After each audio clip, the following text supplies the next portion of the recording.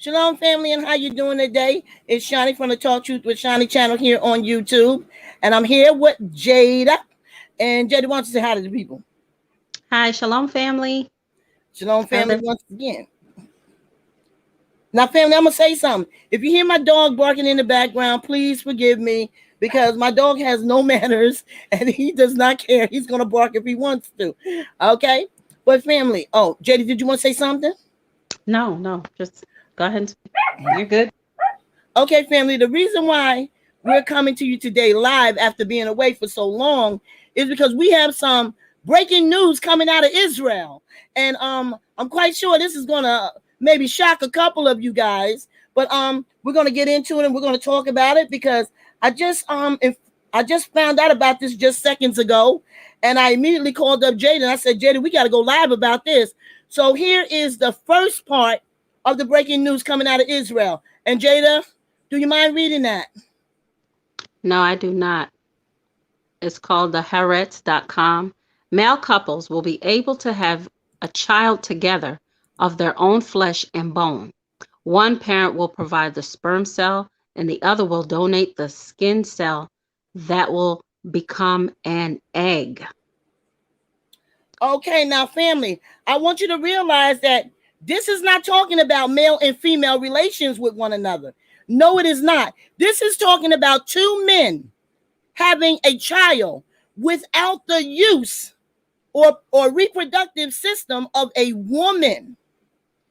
Israeli scientists have broken the code. Now, Jada, I want you to talk to the people about what you was talking to me about on the phone before we decided to go live.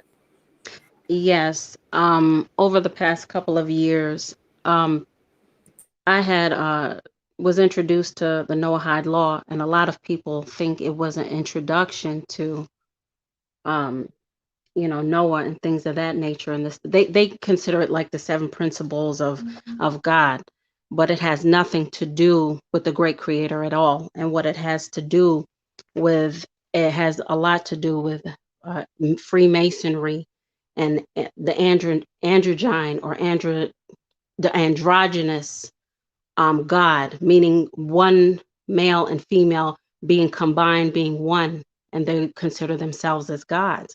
And that's really what Freemasonry and the Noahide law is about.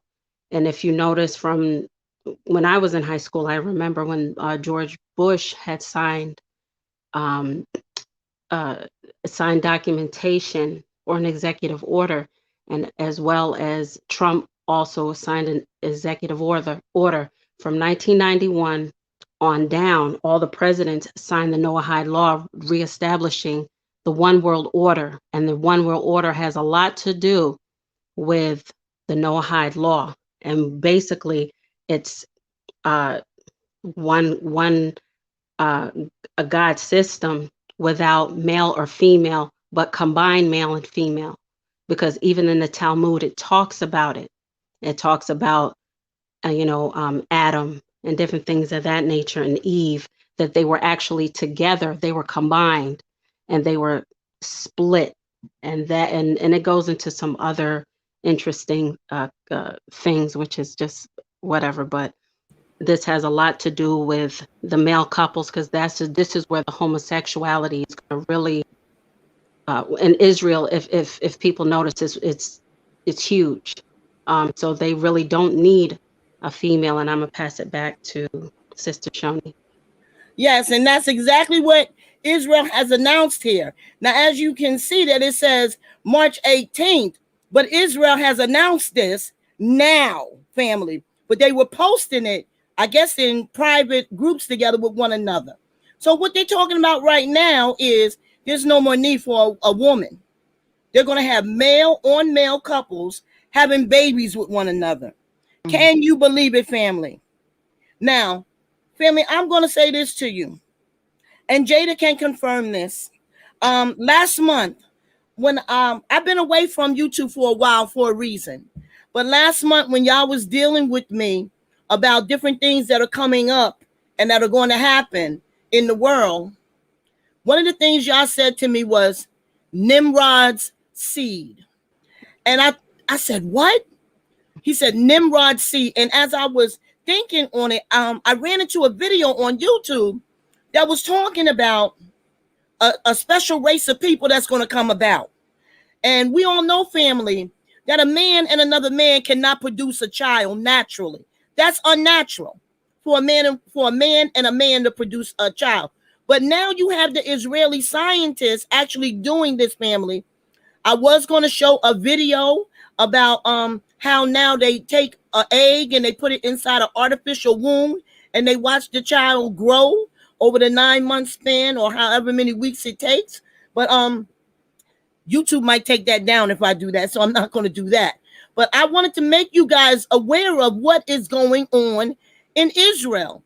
Now, the second thing I want to talk to you about concerning Israel is, I don't know if you've heard of it. I don't know if you guys have any knowledge of what's going on in Israel, but I'm going to play this video for you. Excuse me. And I advise you to pay attention. I will stop at various times to talk about certain things that this woman says who is living in Israel. But first, I have to put this, put up the disclaimers. So I'm going to put this one up first. And then I'm going to move over to this one. And then I'm going to move over to this one. I'm just covering it all to make sure I got everything covered so that they don't take my video down. And then I'm going to put up this one last. Now, I think I've got it covered as far as the disclaimer is concerned. So let me play the video for you. And I will stop at various times, family, to talk to you about this. But let me play this video. The green passport, we're not told to wear it, but what they have done is they have essentially overnight created a second-class citizenry, a true medical apartheid that is disallowing healthy, law-abiding, tax-paying citizens from entering their places of culture if they do not participate in this experiment. It's that simple. We've been told there are people who have been kicked out of their choirs, out of their pools, out of their gyms. I don't know who's going to hear the message we're saying. I don't know what is going to become of it. I know that there is no other option than to give every fiber of energy and strength into battling this because there is no other option. There is everything to lose and everything to gain. I think it's actually never been simpler in some ways. And I believe that it's I believe quite simply that we are privileged to have this truth. There is truth that I think is a common denominator against all these different people, different countries, different languages, and we all are seeing and speaking a very clear truth. And I think that truth is an absolute gift, but it's an obligation. And it wasn't given to us to just sit at home and with this apathy and hope for the best. We've got to all come together because really this is how we win. Making these connections between us, country after country, that is the only thing that these governments fear. They have the wealth of empires behind them. But when the people realize that we are the many and they are the small, they have nothing. And I can never give up on that hope that we're gonna build this force and take our lives back, because I've said before, I feel like the ball is in the air. It's like this volleyball, and it's a matter of who hits it. We're not going back. There is no going back. There's going forward, and we have a tremendous opportunity.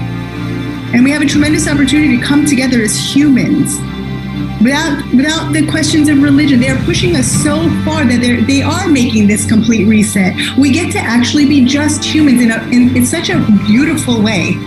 As painful as these divisions that they've made, we actually can come together in a way that's how it's meant to be.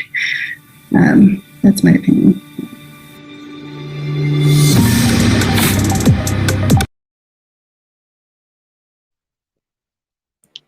Now I'm going to stop it right there, family, because this woman, I consider her to be a whistleblower. Because she is letting us know what is exactly going on in Israel right now with the Israelis. And you notice I said Israelis. As of right now, they call it the Green Pass. And this was brought to my attention 3 days ago, right, Jada? Yes. 3 days ago, I found out about this, but I did not have a chance to come up on the internet to talk to you guys about it because I had various things going on that I'm not going to discuss on YouTube. But anyway, getting back to this lady, she is making us aware of what is going on in Israel right now. So as it stands right now, you cannot go anywhere in Israel if you do not have a green pass. And the only way that you achieve a green pass in Israel is to be vaccinated. You cannot go to the pizza parlor. You cannot go to a movie. You cannot do anything in Israel without this green pass, which you have to take the vaccination shot to receive. Now, I'm going to say this to you, family. You have leaders in Israel that are telling you, come to Israel, come to Israel. You don't want to be in Israel right now.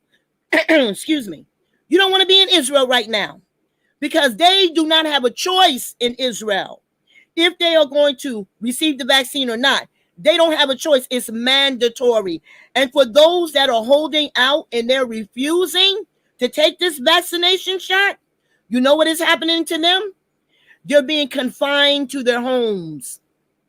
You cannot buy nothing. You can't go anywhere. They are being confined to their homes. And if you think that I'm joking, family, let me show you this video right here that is also too going to confirm what this woman has said. Listening to live music in a stadium. During the pandemic, scenes like these have been rare, to say the least. Wow, it's great. It feels great. Back to life. 500 people were able to attend this event in Tel Aviv as long as they could prove that they had been vaccinated against COVID by showing a QR code and an ID. It's part of a so-called Green Pass system, which is also accepted by gyms, museums, bars, and restaurants, as authorities want to demonstrate that getting COVID shots gives access to gatherings and public events. As of early March, more than half of Israel's population had received at least one dose of the vaccine, a greater share than any other country. But a recent survey found that 25% of Israelis had no plans to take the vaccine. Did you guys get vaccinated? To convince them, volunteers have been walking around and touting the benefits of immunization. And health workers are offering freebies that include free drinks, pizza, and tickets to basketball games for those that get the vaccine. If everybody will take the vaccine, we can open all the stores, we can open all the business, and it's very important for the economy. Israel is going to extremes to reach its goal of vaccinating everyone over 16 by the end of March and reopen its economy as quickly as possible. Today we are spreading awareness for everybody to get vaccines. Ellie Greenfield is a volunteer medic. At this market in Jerusalem, she helped spread the word by encouraging people to get vaccinated at a nearby bar, where other volunteers were also offering drinks. The idea here is for them to come to the bar, they'll then receive a drink, a non-alcoholic drink, in return for getting vaccinated. There you go. By early March, the majority of people aged 50 and above had been fully vaccinated, while less than half of the population under 40 had received their first dose. Those who say they are wary of taking the vaccine cite different reasons. According to a survey, 41% of people who hadn't yet been vaccinated said they feared side effects, and 30% said they weren't sure if the vaccine was effective. One issue health workers are focused on is vaccine misinformation, stressing to people that vaccines have gone through clinical trials before being authorized by local authorities. People have a lot of fears because they hear a bunch of things from different friends or different news channels that aren't necessarily true. To help with that, we have volunteers who are out and around in the market, explain to people the importance, answering questions, and actually bringing them here. Some campaigns focus on the ultra-Orthodox and Arab communities, where some have been skeptical of the vaccination program. The government has also set up a task force to fight vaccine misinformation, like these employees are doing here in Israel's health ministry control room. And in some cases, it seems to be working. היו בהתחלה חששות, כי אמרו בתקשורת שזה פוריות וזה, אתה יודע, כל הסיפורים. וזהו, הבנתי שזה שטויות, והחלטתי להתחסן.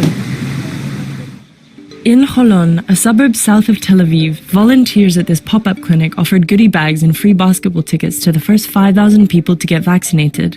We're trying to do our best to give the people the idea to come and take the vaccine. Around 85% of Holon's residents had already been vaccinated at the beginning of March. One reason Israel is pushing its vaccination program so hard is that it's crucial to the country's plan to reopen its economy quickly. The fact that Israel has been so fast in vaccinating its residents also means we will probably be the fastest in reopening our market. Citizens who've been inoculated can register for Israel's Green Pass system, which is meant to help the country reopen safely and allow activities like indoor dining to resume. The Green Passport essentially says if you've been vaccinated twice, you have access to all these places. Some other countries, including Saudi Arabia and the EU, have said they were considering similar systems for people who had gotten their vaccines. But critics have raised questions on whether the strategy could result in a two-speed system with potentially unequal access to some public services and travel. Israel says the system isn't affecting access to essential services. For the first time, we are allowed to have a rock concert, but the restrictions still apply, so only 500 people can attend this show. There are 30,000 seats and 500 people. But green passes are allowing people to take cautious steps towards normalcy. The green pass Now, I'm going to say this, family, as you saw in the video, that they can travel to, they have access to the country if they have taken the vaccination shot and they've received a green pass authorization. You see that they're being offered, look how they play on our intelligence, family, to offer someone a slice of pizza if you receive a vaccination shot. JD, what do you think about that? That is ridiculous. Is that ridiculous or not? It is. And then one place decided to offer you beer if you receive a vaccination shot. That is utterly ridiculous. They think that we're stupid, family. I want to ask you a question, family. How is it that you can take the first vaccination shot, you can take the second vaccination shot, you can wear a mask on your face, and you can still get COVID-19? How is that? You can still get the coronavirus, but you've been vaccinated twice. You know why, family? Because this has nothing to do with a virus. The coronavirus you can find in a can of Lysol. You think I'm playing? Go to the grocery store, buy a can of Lysol, and look at what the ingredients is on the back of it. You're going to see coronavirus.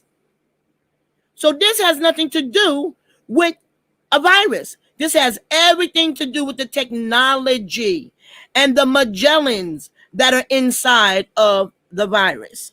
Now, if you are on my Facebook page and we're friends with one another, you will know that I've been talking about this in detail, and I've been showing you the pictures and I've been showing you the videos about what's going on and what's coming down the line. Have I been doing that, Jada, or not?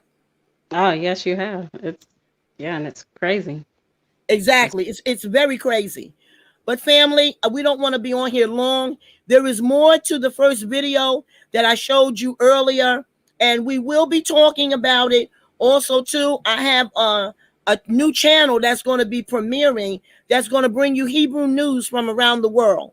And with that, family, what, you want to say something, Jada?